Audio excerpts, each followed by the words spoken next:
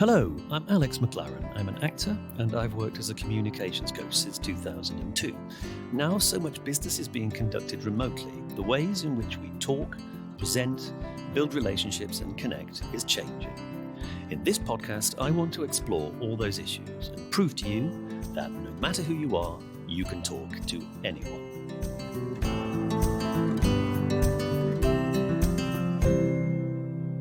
Hello and welcome to You Can Talk to Anyone, the podcast where we open the bonnet on our communications engine. I'm Alex McLaren. And I'm Tom Zielinski. And today we welcome a special guest, Ned Sedgwick. Hello, Ned. Hello, how are you both today? Very well, thank you very much for joining us.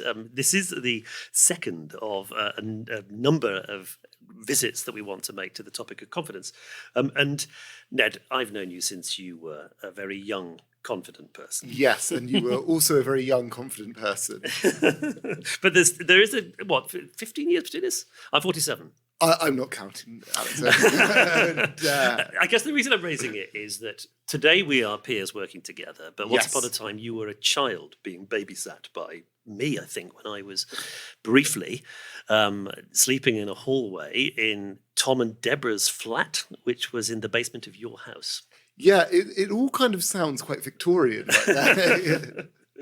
But I guess the reason I'm interested in it is that children have a very different approach, it seems to me, to this question than the adults that Tom and I have to deal with when we're going in and coaching them in businesses. Yes. In that there's a sort of, just an innate unself-consciousness about them. And although we can talk about shy kids and outgoing kids, we don't talk about confidence in the same way. No. One of the first things we talk about is the fact that children aren't specialists. They haven't decided what they're good at and what they're bad at. And so they're pretty much willing to have a go at anything. And then we put them through a process which is seemingly designed to remove that freedom and that confidence, and will tell them very clearly that they're good at some things and bad at other things, and make them gun-shy. It's called school. Yes. Your experience, Ned, as somebody who's part of a slightly different generation, Yes. and I don't want to over-labour this generation talk, but it's a really interesting topic, and I sometimes think when I'm talking to people your age that there are things not necessarily that I'm missing, but I've maybe forgotten. Well, there are a few interesting things. I would say working with people now who are sort of slightly more mature vintage and people who are younger than me, for avoidance of doubt, tell the listeners how old you are. I am 30 years old. Fine. I am a millennial.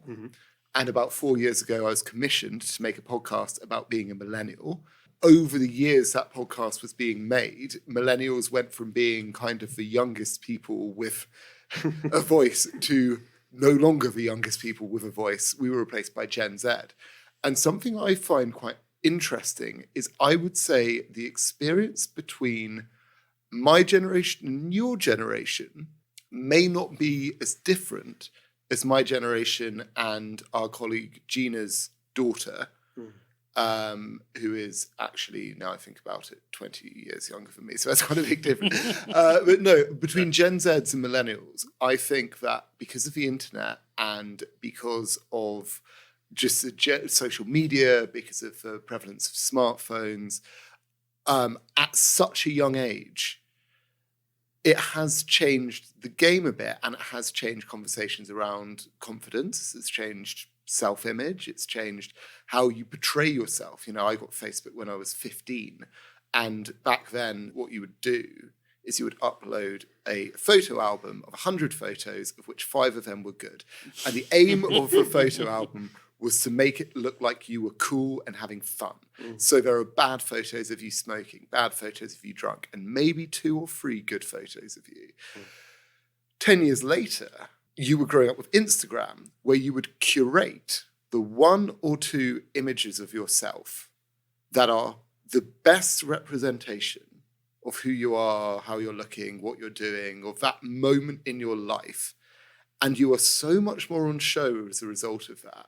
And I would say that that kind of general freewheeling Gen X millennial kind of let's go out, let's get, the lager lout culture, which we were all kind of part of or adjacent to, is more similar than the experience of a generation below me. That said, my experience of school was probably quite different to a lot of people for reasons which I've only just become apparent. I always struggled quite a lot at school, despite being incredibly confident. Every school report would say how confident I was and how willing I was to talk. And confident is one of those code words that teachers sometimes use, isn't it? It generally means pain in the arse. Exactly. But I was recently diagnosed with attention deficit hyperactive disorder. I was diagnosed when I was 30, and a lot of pieces of my life fell into place, particularly around my confidence.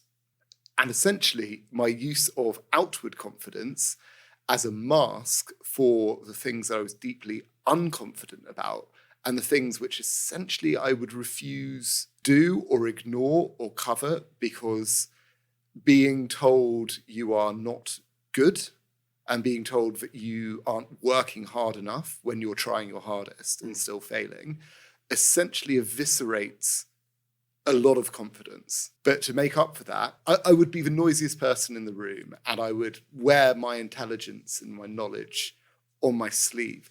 And again, I think that this is something I was maybe at the last edge, the last crest of a wave, where I was accused of being disruptive and stuff, and there would be no further psychological questions asked of me. There would be no attempt at treating that in a way that would help me. So this is it's just interesting. I didn't know about that, Ned. It's very recent. I'm Tom. Wow. Tom, who has to help edit podcasts I edit and clear up messes that I make, both literally and figuratively, is probably well aware that at times my attention to detail is low. We're working on it. Yeah. So this is interesting because you're talking here about the confidence you presented and the internal feelings and the gap between them.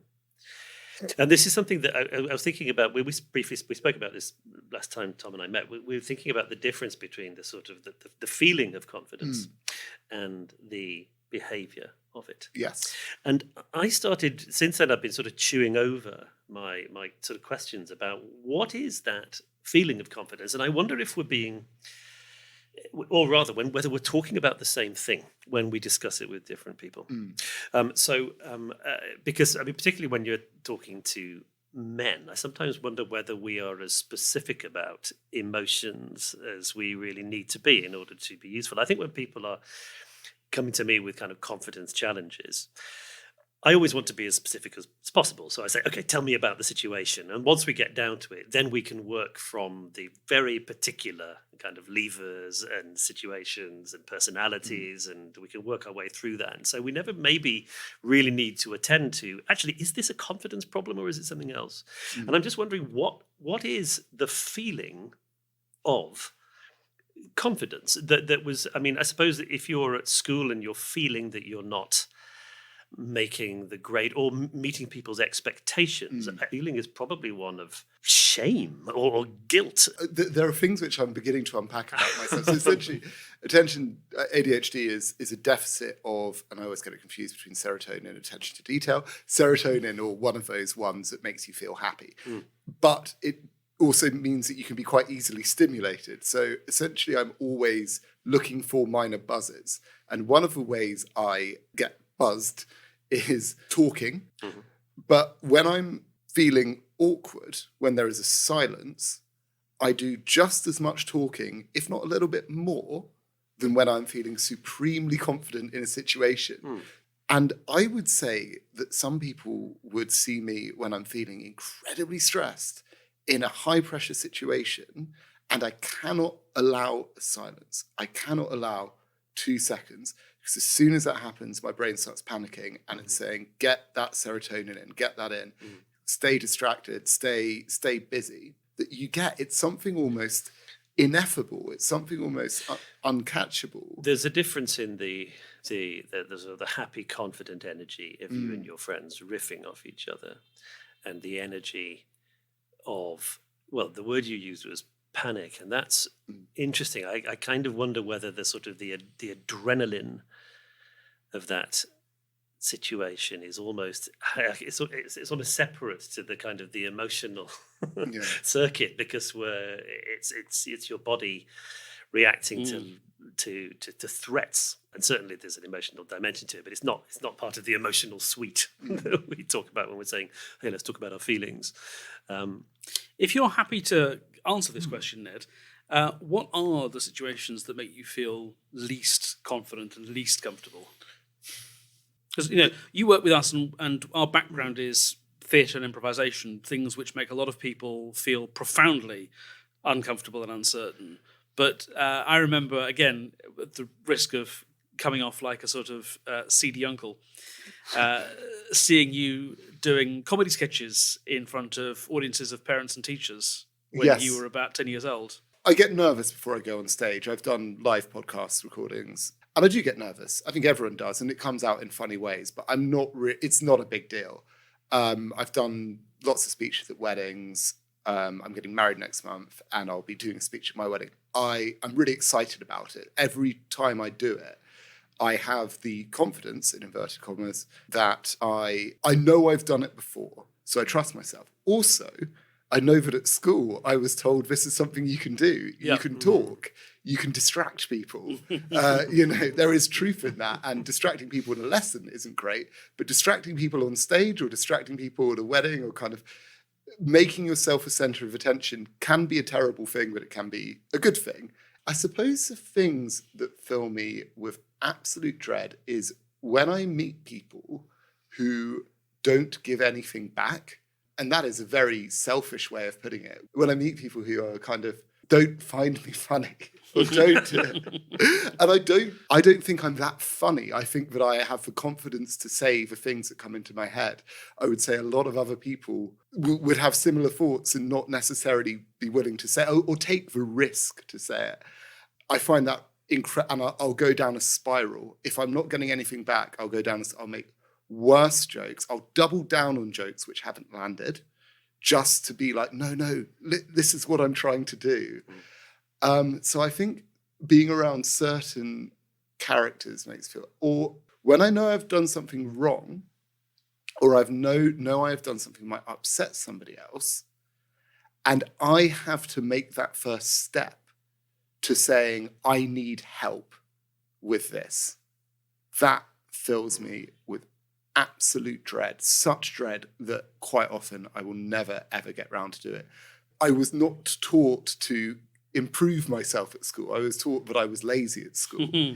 I was not taught how the coping mechanisms in order to overcome that deep-seated dread. And instead of that, what I will do is I will do something I'm more interested in, and I will avoid at all costs that conversation where I go, I don't know how to do this. Please, can you explain to me with no jokes, no distractions? Please sit down and explain to me how I can do this. And I'm really sorry, I will also probably forget what you've explained. So I might need to ask again in 2 weeks' time how to do this. And that will make it much harder. That thing you're saying about people who don't give you anything back, that is actually something that people say to me when I'm working with people in business. And they're often describing it, there's a particular situation, it might be a particular boss or a particular client that saps me of confidence. And it's because, in fact, I think that withholding something, sort of holding back on reaction and not really joining in, that means that there isn't a relationship. And I think that if there is no relationship, most people can tend to feel a bit lost, and particularly if they're kind of socially sticky people like you. And it's interesting that in order to vary your approach, you may have to do things which feel very unlike you. Yeah. And that, I think, is really curious. One of the things you mentioned, the outward bravado that I think sometimes people will develop. And this is one reason why I think confidence, some people look at it slightly skeptically, because when they see it, they mistrust it because they've come across, well, everybody's been in that situation where we've, as you say, doubled down or we've gone big because we're masking actually the opposite of what we're trying to display. Yes, because possibly we can think of people in the public eye who are full of swaggering confidence, which appears to be backed up by absolutely nothing at all. this is it. This feels like there's a confidence on the one side and competence on another, and that these two qualities are actually in opposition to each other. And this is something that I've been trying to get my head around when it comes to talking to people. It's about what you can convince other people you can do, and then it's about doing it rather than what you feel in your heart of hearts you can do. Because quite often you undersell yourself. You're like, I couldn't pick up the phone and call this person to be a guest on my podcast. I couldn't do that. Why not? It's picking up a phone. And actually, because I've done a few wedding speeches, friends have started coming to me for advice. And one of the main things I always say, and it's something I always have in my head before I do anything, is that I'm not being asked to use a different muscle or I'm not being asked to do a handstand in front of 500 people, which I wouldn't know how to do. I'm not being asked to do a roly-poly. I don't have the muscles to do that. Or I probably could, but I don't know. You're just being asked to use your voice and talk to people. And that's it. There's nothing alien or scary about that. Actually, what you're saying there about kind of the promises that you make, and it's almost like there's a contract. You've said by behaving in a kind of confident way, you're basically saying I'm you can trust me. And this is really, I think can be fundamentally challenging because I think this is where some of the imposter syndrome, again, a phrase which comes up every time Tom and I go to work in businesses, the idea that if people knew how I felt about inside, they would not employ me to give them credible advice, for example. This is from a lawyer or a consultant that you might be working with. And so there develops this gap between this interior feeling and the way I am then behaving. And that can be alarming to people because they feel so inauthentic. And authenticity is this tremendously important thing which just comes around again and again and again and becomes more and more important, as Tom mentioned earlier, in politics. We're looking for people who we feel like you're not just saying it, I believe in you as well, to the extent that I'll give you my vote. I'm genuinely not sure. Maybe I would, and maybe this is imposter syndrome. But I'm genuinely not sure I would be that good in an industry I didn't believe in or doing something I didn't care about, because I am slightly evangelical about podcasts. I do think that they represent a fantastic way. So automatically you go in there jokey, I'm saying something authentic, or I better cover it up and be fun. They do represent a fantastic way to connect with people. Whether you're doing a podcast... Amazing synergies with these podcasts. Yeah, amazing. But you can do a podcast about something you're interested in. It can go out to 5 people and you can interview loads of other interesting people who are interested in that thing. And that in and of itself is great. And being able to kind of proselytize about that does give me a confidence. Yeah, I mean, you've kept the promise you were making enough times to know that it wasn't a one-off, and so there's a concrete sort of foundation of experience there, which means that it's not. It feels like less of a gamble on yourself. Yeah, which is important.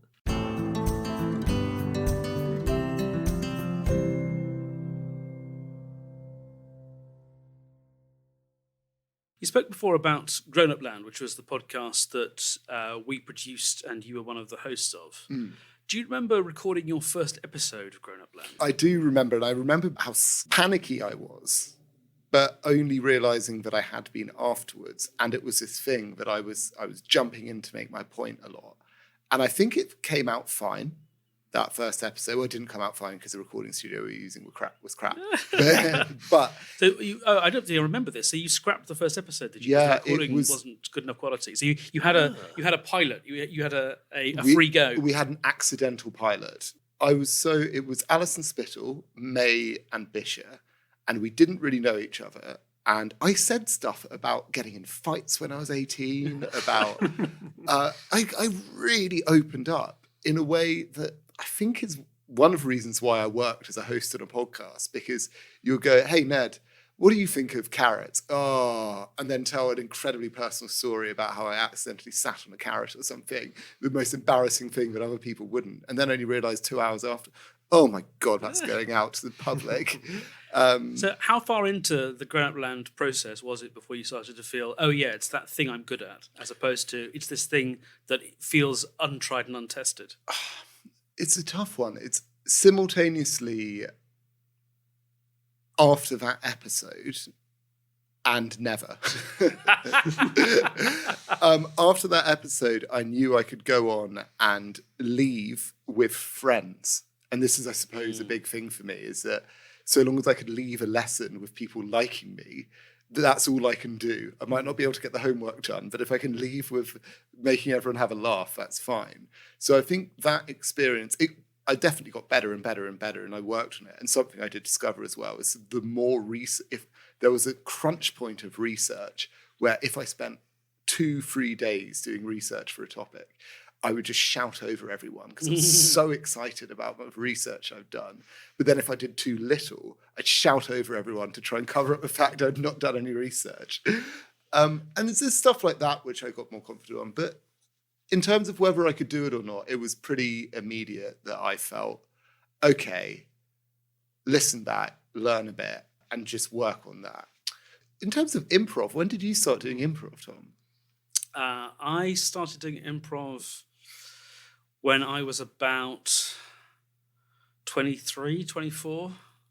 So had you ever been on stage before then? Yeah. I'd done plays at school and then done comedy shows and plays at university. And I'd always found that very easy and fun. And my first couple of public improv shows were weak, but it didn't put me off. Yeah. And I think it was when we started doing our own shows in our own venue, and where I was sort of, alongside Deborah, leading the company, that I started to feel completely secure and confident. Interesting. So the change of scenery, the change of status didn't make you go, oh my God, now the buck stops with me. But that gave me confidence. I think you're right. There's a way of framing that as now it's all on my shoulders, which would have been confidence sapping, but that wasn't my experience. What about you, Alan? I remember you taking to public improvisation incredibly swiftly and easily, but I'm not inside your head. No, well, I mean, I'd done bits of it at sixth form, and obviously I'd done loads and loads of acting. I pitched myself as a performer I left Preston and went to the theatres in Manchester, for example. I was in the National Youth Theatre. I was always trying to test. I suppose I was kind of hunting for imprimaturs from high status institutions. But I remember when I really thought I wanted to take it seriously was because I was conscious of, as you described, Ned, this gap between how I feel, because I was being validated, but also knowing that I wasn't really engaging with the fear, I think, of failure. And so I remember the first time I saw the Spontaneity Shop perform, and I had an experience watching it, which I have very, very rarely, actually, when I go to the theatre, which is I'm identifying so intensely with what is happening on stage. I felt my heart pounding in my chest, and so there was so much adrenaline flooding my system just watching it, knowing the risks that were being taken on stage, and that, I think, for me, is why this is an interesting subject, because is that the feeling? So this is, for example, most recently, I got up and I did a poem at an open mic night in Kent, where I live. I haven't learned anything by heart for a very long time, and I could screw this up. I could lose it, lose my place. It was quite long, and I could feel my heart pounding in my chest. Now, is that a feeling of confidence? I don't think it is. But it's a sensation that maybe I went into improv thinking if I do this, it will go away and I'll become a confident improviser. And I strongly believe it doesn't really happen like that, particularly with improv, but even with sort of acting with a script. You know, when you've got so many people looking at you. I mean, I've done best man speeches. Well, I've done it once actually, not as many times as you. But when you stand up, can you feel everything pounding, or is it a different internal feeling? Is it just like, oh, good, it's happy days? First time I did it, it was there's a video, and I was so nervous when I started. You could see it. Yeah, I could see how nervous I was. Yeah. I couldn't sleep the night before, and I was incredibly proud and honoured to be doing it. But I was really, and then somebody had told me, actually, an incredibly drunk boy next to me had told me, wait for them to laugh, wait for them to finish their laughter. Because as soon as you start waiting for them to finish your laughter, you are in control of their laughter. And the first few times I'm talking over it, then you can see the cogs turning in my head. Remember what this drunk boy said to me? And I wait, and suddenly I'm like, let it, enjoy every second of it. Well, there's room for them. This is my big theme at the moment, Tom, which is if it isn't a relationship, then you're not really comfortable. And as soon as you leave room for them to be in the conversation with you, once you've done it once, it becomes so much easier. And actually, back to the podcasting, I think this is why podcasting's so good, because once you've done it once and had to interview somebody, you have that skill in your locker. And you have the confidence to give someone a call, sit them down, and talk about something you're mutually interested in, or maybe not even mutually interested in. But one kind of final thought on my experience, and something which I do think has impacted my generation, is that we were told when we were leaving university, or starting university, well, you're all screwed because of the 2008 financial crash that just happened. And then Brexit happened, which, of course, some people in my generation voted for, but the vast majority didn't. And our experience has slightly been being screwed over again and again, and we're lucky for what we get. And I think that actually is still quite a powerful one. And I really notice a difference between people in the generation above and below. Gen Z have this, we're going to save this world attitude, or we're going to watch the world burn attitude, but we're going to be here. And the generation above have, weren't the 90s so lovely? Wasn't it good before Blair turned into a war criminal, allegedly? Whereas my generation our experience was Western culture is hypocritical and murderous. Also, we don't have any money anymore. Also, we're going to screw everything over for you. And I do notice amongst my friends there is a different kind of confidence, or gallows confidence of, we may as well give it a try. It doesn't really matter anyway. The confidence of somebody with a noose around their Oh, God. Well, wow. The analysis does sound familiar, even if the experience is different. Thank you so much for joining us, Ned. In terms of talking to anyone, how can people get in touch with you if they want to talk to people in podcast form? Well, they can email me at ned@the-spontaneity-shop.com, or they can tweet me at Ned Sedgwick. They can send me a Facebook. That would be very nice. That's generation totally wrong. Totally wrong. Thank you so much for joining us. Tom and I deliver training days to people in business, in person or via Zoom, on all of these topics: client meetings, better negotiations, presenting with confidence, storytelling, networking, and more. And if you want to discuss your company and its needs, get in touch with us, Alex at the-spontaneity-shop.com, or Tom at the-spontaneity-shop.com.